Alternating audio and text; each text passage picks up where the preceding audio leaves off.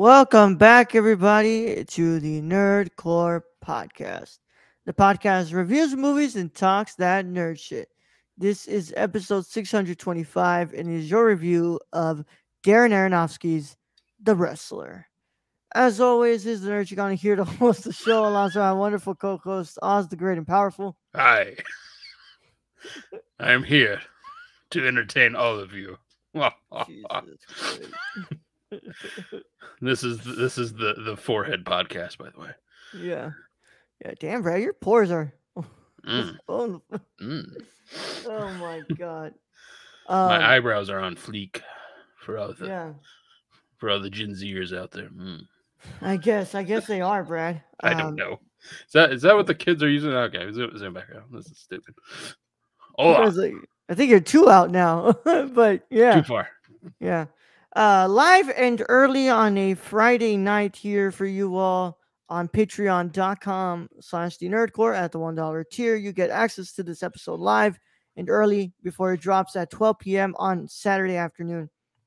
We would be on at Thursday, but Brad was somewhere else. I was far away. Far away. Yeah, but before we get into the review, Brad, how's it been, bro? It's been a couple of days. What you been up to?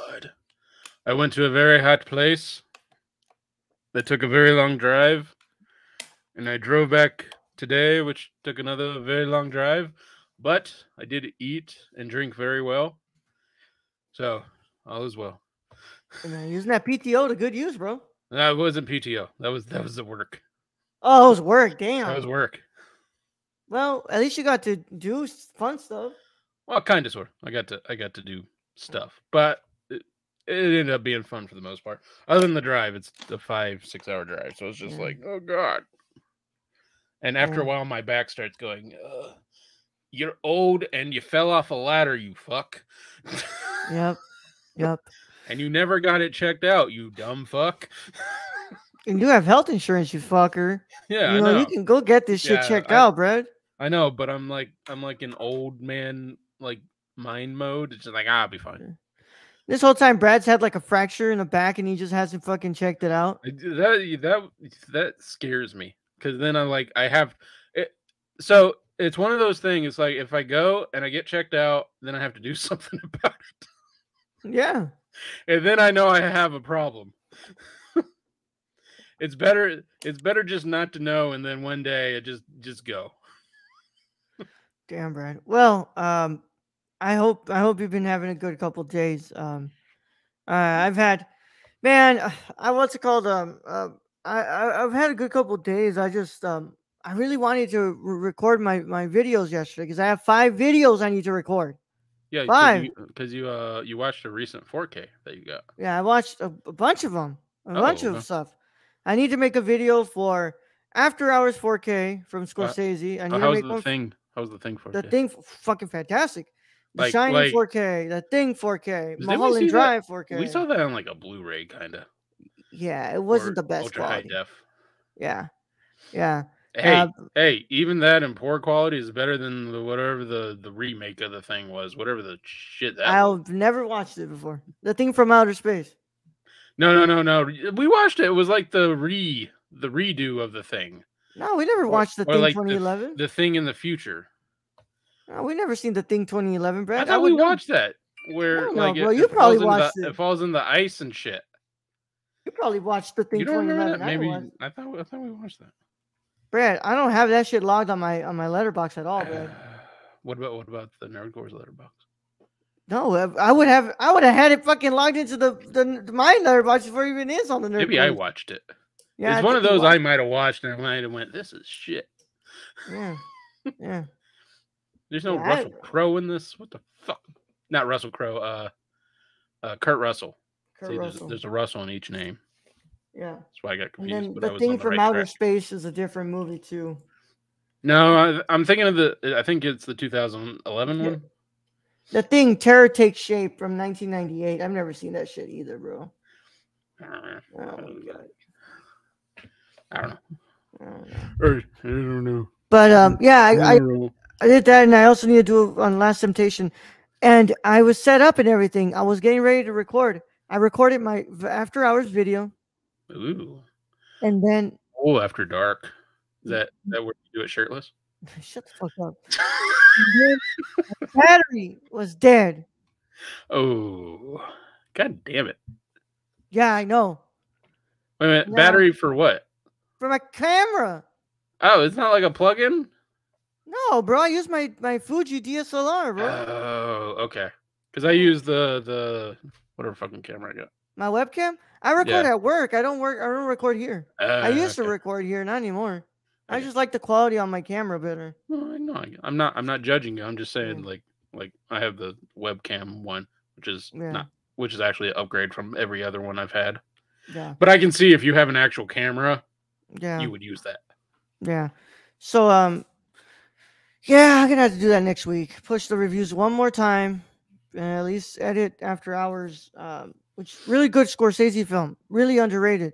It's one of from 1985. Got a release on 4K from Criterion in July. And speaking of Scorsese movies, Tomorrow. bro, Oof. we won't be doing a review tomorrow Yeah, because because I'm Raul's watching. yeah. Yep. Mm-hmm. I'm watching Killers of the Flower Moon tomorrow, y'all, and Mm-hmm. that's why today we're trying to do 2 episodes on Friday because tomorrow I have to do. I have to go watch Killers of the Flower Moon at 6:30. So And honestly, we're doing it because I messed up the schedule. yeah, Brad knows That's what that is. like this would be the normal schedule anyway. I just messed up the schedule. Yeah, Work. it's fine. And I was Work thinking messed about, I up. was like, let's just do this on Saturday. And then I remembered, shit, bro, I have a fucking what's it called? I have a what's it called? That, I have Killers of the Flower that's why I was Moon. getting so confused because you're like, let's just do 2 on Saturday, and I'm like, what are we doing today? Like, Yeah, I'm back because I left at like 5:30 this morning, yeah, so I'm back. yeah. But yeah, man. After Hours 4K looks great. Mulholland Drive 4K looks amazing. Thing 4K looks amazing. The Shining 4K is amazing. I just Uh, haven't had the chance to yeah, I sit went down. and got the Mulholland one because I Roll likes that movie. I just don't understand that movie. Yeah, bro. I fucking love that movie, man. Love it. Not my cup of tea. Yeah. Although The Shining 4K, yes. Yeah. Oh I my would put god, that my shit list. looks so beautiful, Is bro. Ikiru on 4K? Do I have it? No, I no have it. Ikiru. 4K restoration, but on Blu-ray disc. Okay, so I have Ron is the Blu-ray one of that's on 4K. Ron is one I need to get on 4K because that Yeah. thing is. You better get that shit quick, Brad. Oh, is Because it? the what's it Is it called? coming out of print? The steel book for Best Buy is gonna once Best Buy shuts down the physical media stuff next year, that shit's probably gonna be worth a lot of money. Ooh. So Just keep it in. Just keep it in the. Because I think I have Ron bought on Voodoo. yeah, but yeah, it's Ron steel case. Hey guys, watch me. why don't you Watch me do this? fucking buy this. Yeah, Brad's like, why don't we do this right now? Oh, look at that. Oh, unavailable nearby. What about available everywhere else? Probably sold out, man. Unavailable nearby. You fucking bastards. Yep, Brad. You destroy my dreams. Yep. I hate you. Watch it be on eBay for like 180 or something fucking ridiculous. You fucking fiends. Oh my god! Yeah, they're like, oh, Best Buy's taking off physical media. Now y'all gotta get it. We gotta go. We gotta put it up there for higher prices because we're fucking assholes. That's what you guys are.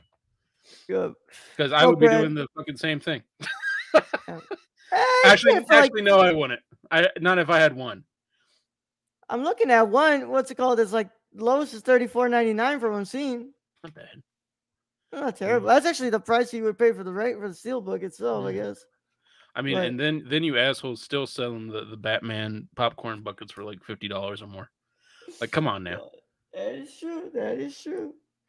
But yeah, I recommend you do this, Brad, because that thing's probably gonna be worth like $500 next year. Yeah, if you wait for it.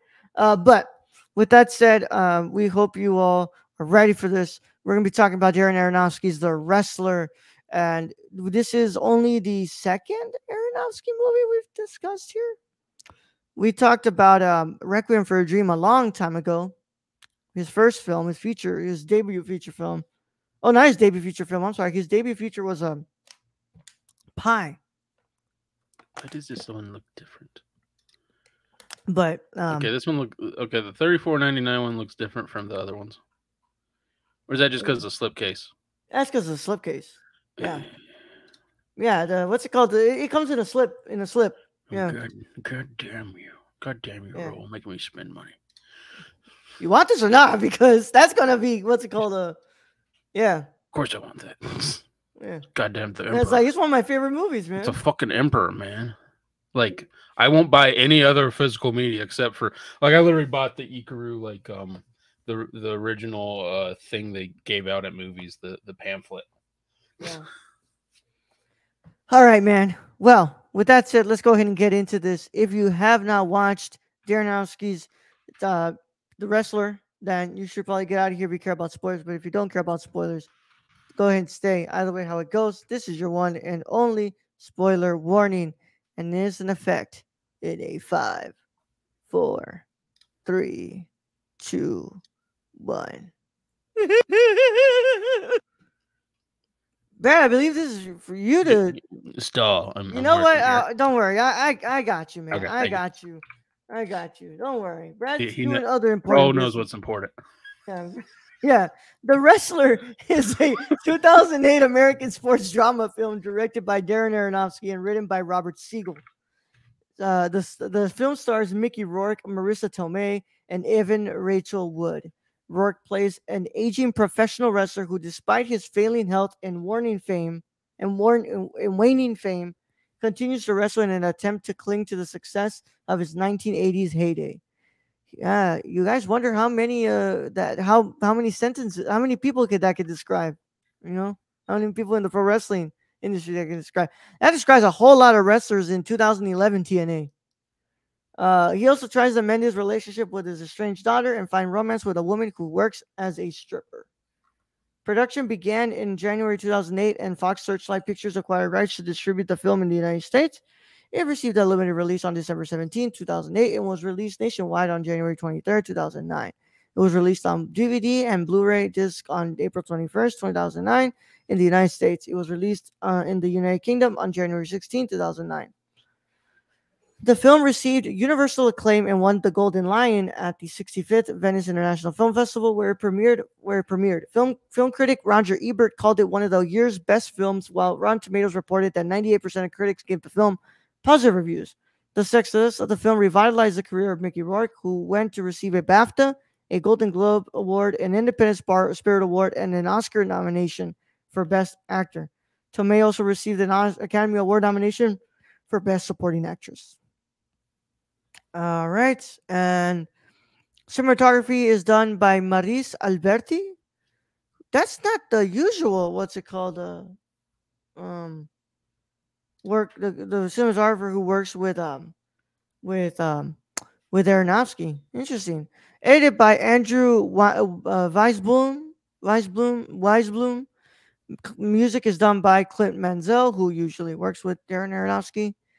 And on a budget of $6 million, this movie made $44.7 million at the box office. And I have some cool trivia here. I really wanted to read some of the trivia here because it's actually really interesting stuff. I laughed at some of them. I'm not even going to lie. Like the one where the last scene when they filmed it at Ring of Honor, Mm-hmm. when Rourke was doing the promo, Yeah. the crowd was actually reacting really badly and booing him. So Aronofsky had to come out to explain to them what they were trying to do. So then before the take started, the crowd started to chant, "We fucked up. We fucked up." Don't boo Mickey Rourke. Come on, man. Yeah. That man's been through enough. Here's some trivia, Mostly though. cosmetic stuff, but come on. Yeah. Here we go. Here's the what's it called? Some trivia for y'all. Due to the film's modest budget, Axl Rose donated the use of Guns N' Roses' "Sweet Child of Mine" free of charge for the final match. He had a few songs in there. I thought there were a few Guns N' Roses songs. There was a lot of 80s metal. A lot of 80s hair metal, yeah. A lot of 80s hair metal going on in there. Yeah. Darren Aronofsky revealed that Mickey Rourke was the first choice to play Randy the Ram Robinson, but the studio wanted Nicolas Cage. Aronofsky fought to have Rourke as the Ram, but ultimately won out. Well, and the story is a little deeper than that because Nicolas Cage was actually friends with Mickey Rourke, and Nicolas Cage stepped down. Damn. Okay. Because Nicolas Cage is a good fucking dude. Mickey Rourke actually blades in this film. Cuts his own forehead with a razor. They showed it. They Yeah. showed the blade and like they showed the tape and it's like, but that's, I mean, sorry to say it, but Mickey Rourke's done a lot to his face, so blading isn't really gonna, I don't think it's really gonna affect much more. Yeah. The first scene of Randy working the deli counter was improvised. When real customers kept walking up to the counter during filming, Darren Aronofsky told Mickey Rourke to take the orders while the camera would continue rolling. Also improvised were all of the backstage locker room scenes. Those deli scenes were some of my favorite scenes. Yeah, me too. Just because the woman is like, too much, too little, too much. At some point, like this is why people quit jobs. People, like if just go with however much they get. Like if they're close, call it good. The few cents not gonna matter. I got two more, but there's a lot of trivia here that's really interesting, guys. There's like actually, yeah, I looked at. There's like more than 50, I think. Yeah. Scott Siegel, the actor who portrayed a steroids dealer in this film, was arrested a few months after the film's release for steroids possession and assaulting federal officers. Yeah, you saw how big that dude was. That dude was huge. Yeah. Now, this one, I don't know if it's trivia, because we all know Hulk Hogan is a fucking pathological liar. So who knows if this is even true. But Hulk Hogan believes that he claimed on the Howard Stern show in the Howard Stern show in 1990, that he was offered the role of Randy the Ram Robinson. Hogan claims he turned down the role because he felt that he wasn't the right man to portray the character. Darren Aronofsky publicly disputed this, stating that Hogan was never considered and that Mickey Rourke was his only choice for the role.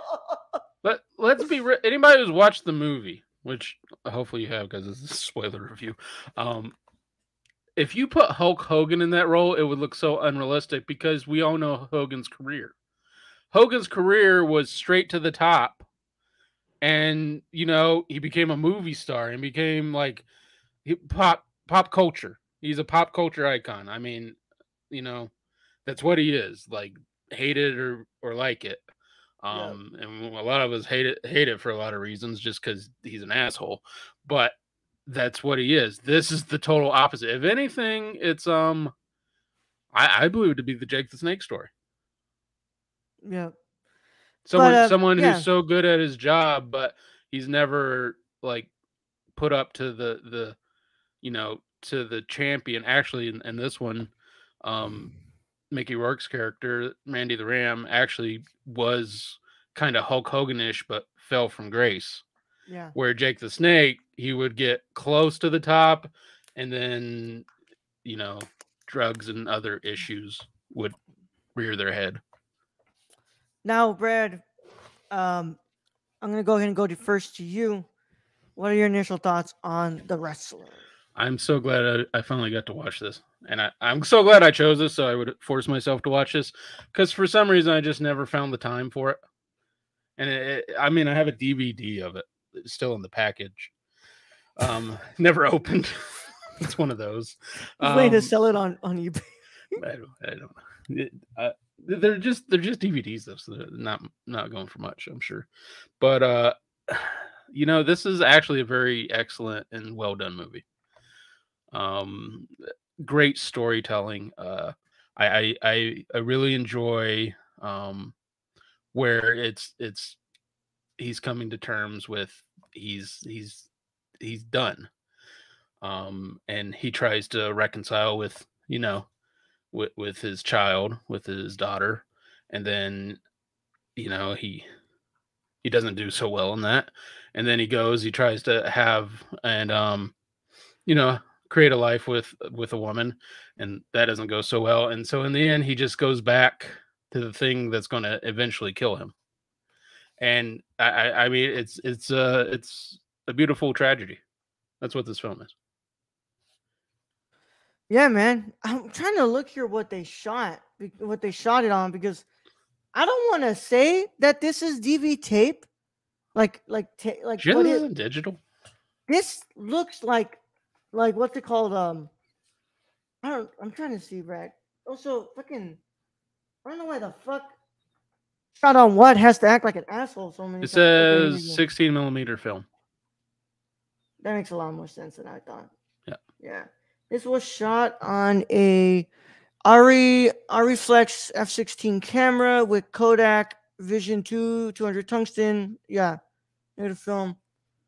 Yeah, 16 millimeter film negative. Okay, yeah, because this like it looked really grainy at times, and I was like, okay, this is Yeah, the kind this is, which I don't think it hurts the film though. That kind of no, no, adds no. to it. It actually feels like very like documentarian at times. Yeah.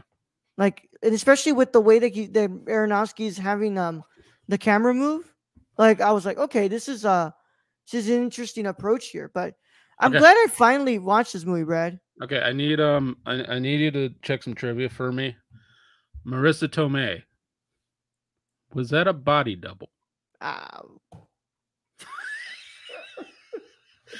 Yeah. If not, I gotta figure out some timings on those.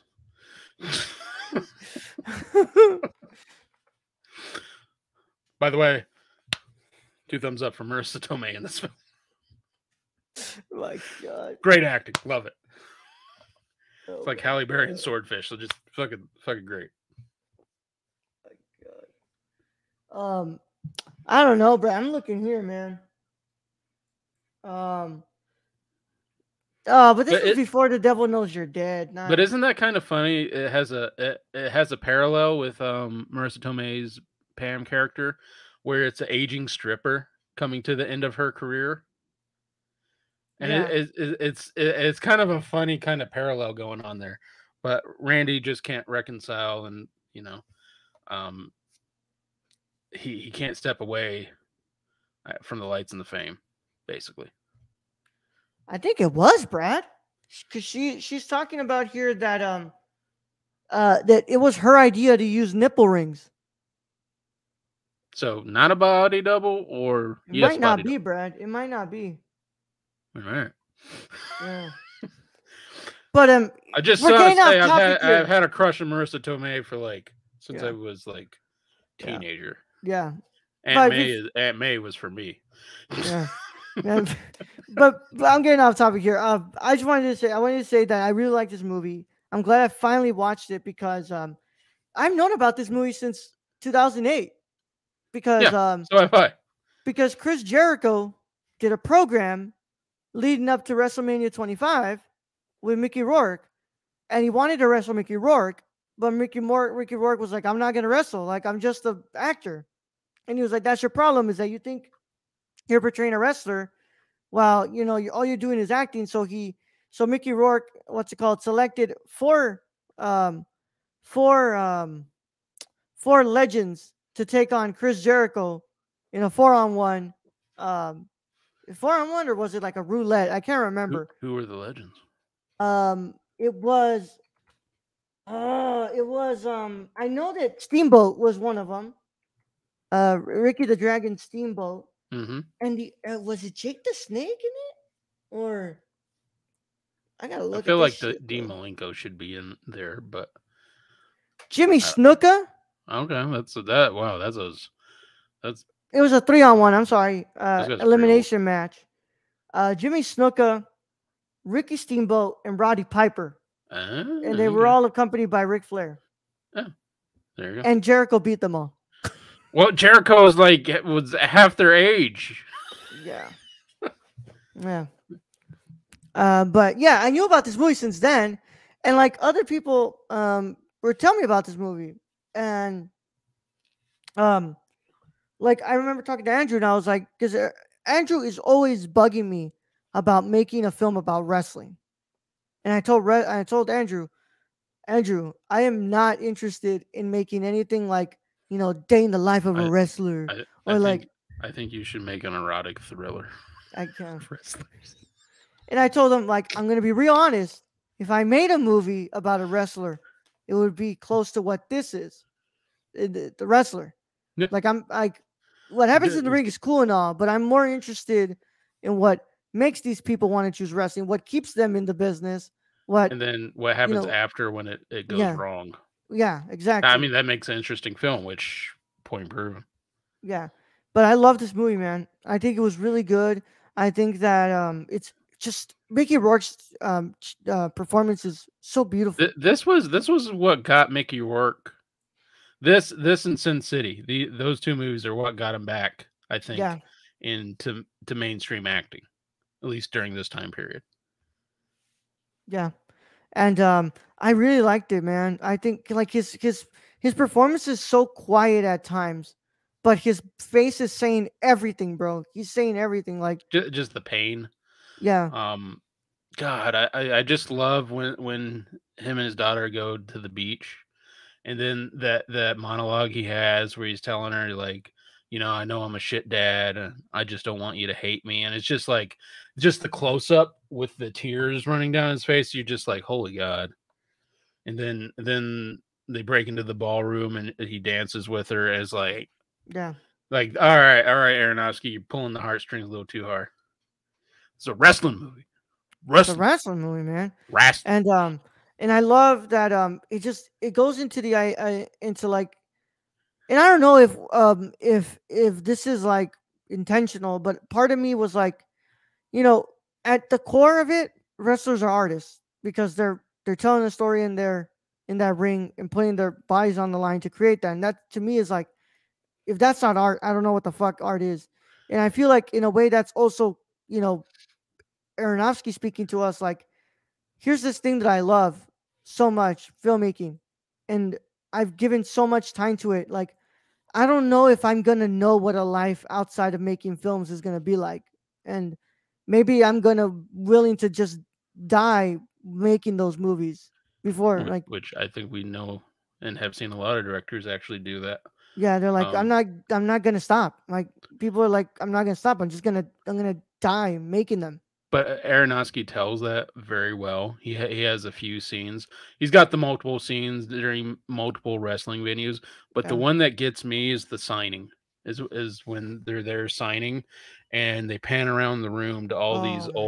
old Everybody who has wrestlers. injuries. Yeah, and he's looking around, and he's just, you can tell in Rourke's, like, you're right. Rourke's expressions in this are like everything, because you can tell like it just kind of a fear, kind of a numbing fear coming from him of like, this is where I'm headed. I'm gonna Yeah. look like all these guys, and he's not quite there to want to do that, because this is right after his heart attack.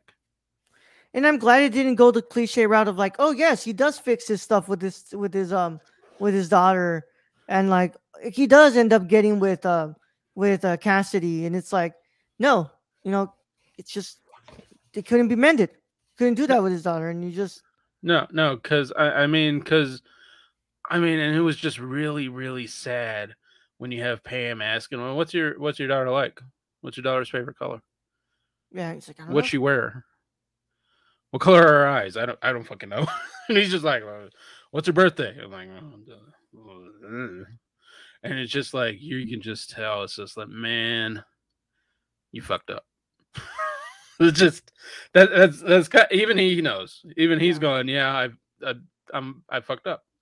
yep, And but for it to end that way with his daughter, of like, I just want you out of my life, and you're a fuck up. yeah, and it's like, yeah, I mean, sometimes that's how it works, man, and I like the there's a lot like the us being fans of wrestling. I'm like, there's so many things in here. Like our truth is in here.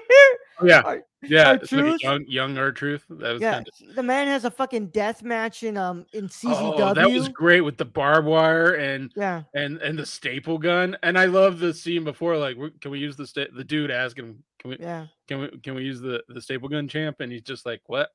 And he's like, yeah, yeah, you staple it, and you gotta pull the metal out, but it doesn't hurt that much. And he's like, I guess. And then you go to a close up of the dude stapling a $5 bill to his forehead. You go, yeah. what And the also, like, fuck? did you hear it, Brett? The Birdman and Lil Wayne song, "Stunting Like My Daddy," Yeah, I was did. in the strip. Yeah, Mm-hmm. but like, and then you also have like Ring of Honor there, and it's just like all these like cool, all these things that at that time, like you probably would have been able to shoot a Ring of Honor show. Let's be honest, like they weren't going to be doing a like that was going to be more exposure for them. Yeah. But I was like, cool. Like you This actually was kind, before Tony Khan. yeah.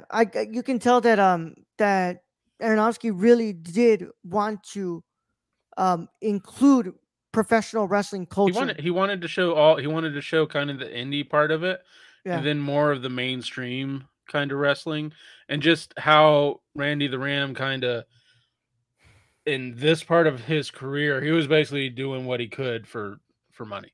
That's I mean, he was doing all shows. He was doing house shows. He was doing the part 2 of his greatest wrestling match ever. That was what 20 I think it was 20 years before. It was like the yeah. 20th anniversary. It was the match he died in too. Although I do love that they leave it kind of open ended where you're like, did he die? But in your heart, you're like, he You know died he did. You know he did. because he was having heart issues there, and that last one, he died.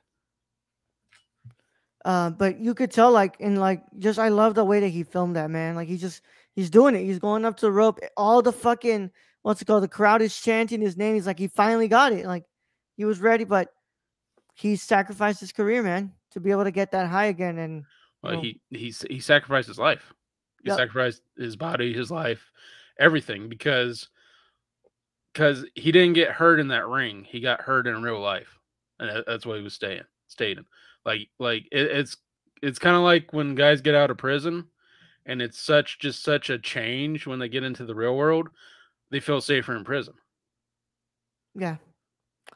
But I really like this movie, man. It's a really good movie. I don't think it's like the best that Aronofsky's done. I still think that Requiem for a Dream is still his best movie I've seen from him. And yeah, that is a fucking banger. man. Though both Is of those good. movies don't make me feel good after. I mean, this one doesn't make you feel that great either, except for the Marissa Tomei. Yeah. But Brad, what's your final verdict on The Wrestler? I don't want to give it anything lower than a 9. Like, I really, really enjoyed it. I thought it was very well done, and I think Mickey Rourke's actually most everyone's performance in this was top notch. And like you said, it was cool seeing the little kind of callbacks to the indies, to the wrestler signing to Ring of Honor. So for that, I give this a good 9. Yeah, I give this an 8.5 out of 10. I think it's a pretty good movie, and I really enjoyed it. And I finally wanted to watch this, man, and I'm glad that we did because it was there. It was finally we were able to do it. And it's been one of those I've been wanting to watch for years, and I literally have the DVD like right there, and it's just like I just never did. And so that's the good thing we've been having with these Thursday shows. It's like, oh, I wanted to watch this. Oh, yeah. Now I have to watch this. Also, this is the last thing that I'll put out before we wrap up here. But I love that it's like I know you can't use the real wrestling names because they're they're copyright. Yeah. WWE. But holy shit, some of the names that they had, they were like, bro, you're like trying to not use the real wrestling names. Like what who was the one? It was like the Iron something. It wasn't the Iron Sheik. It was the Ayatollah, the Iron Ayatollah. Yeah, and which is the Iron Sheik. He comes out literally looking like the Iron Sheik. By the way, rest in peace, Sheiky. Rest in peace, Sheiky, baby. Yeah. And it's like there's stuff like that. That made me laugh so much because I was like, yeah, and he's doing the same fucking shit. It's just we know what they're getting at.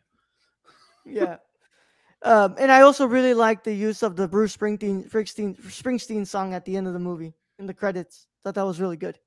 Yeah. By the way, I love the little Easter egg of the video game. WrestleMania 1994. Basically. Yeah. And just him playing with the kid, and the kid's like, "Have you played Call of Duty 4 yet? Call of Duty 4 is so good." Yeah. Bye, Randy. I'm gonna go play Call of Duty 4. Yeah, it's like, I don't play fucking Nintendo with you, bro. Like I can't fucking afford my rent. How the fuck am I gonna afford a PS3 at that time? Yeah. But that concludes our review. We thank you all so much for joining us, and as always, go ahead and keep up to date with us on thenerdcore.com, Twitter at @thenerdcore_, Instagram at @thenerdcore, Patreon.com/thenerdcore at the $1 tier. You get episodes like this one live and early before anybody gets to watch them in the public channels. And of course, our Discord link is in the description below. You can go ahead and check that out. You can also talk to us in the comments and tell us if you like the wrestler. Have you seen it? Do you like Darren Aronofsky? What do you think about the movie? Do it. If you're on YouTube, please make sure you're subscribed to the channel. Click the link. Click the notification bell if once you subscribe, and leave a like on the video because that could help us out a lot too. Do it.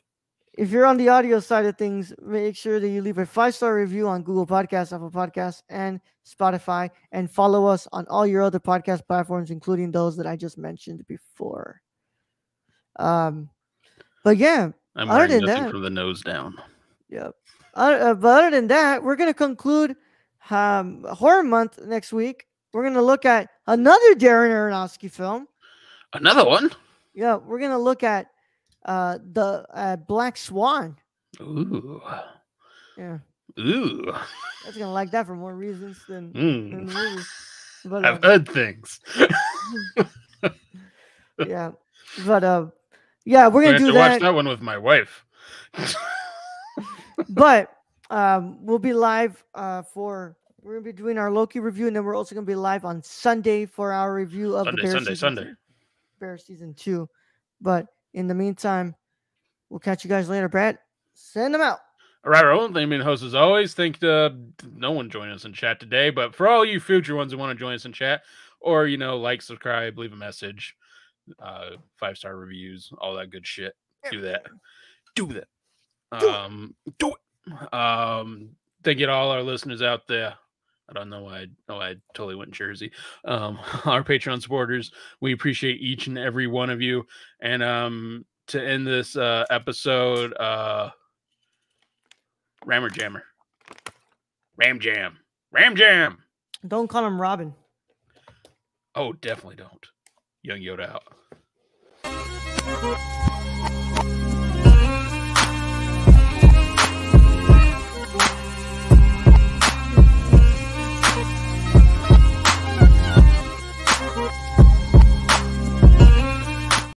I'm going to quit this podcast just like he quit that grocery store.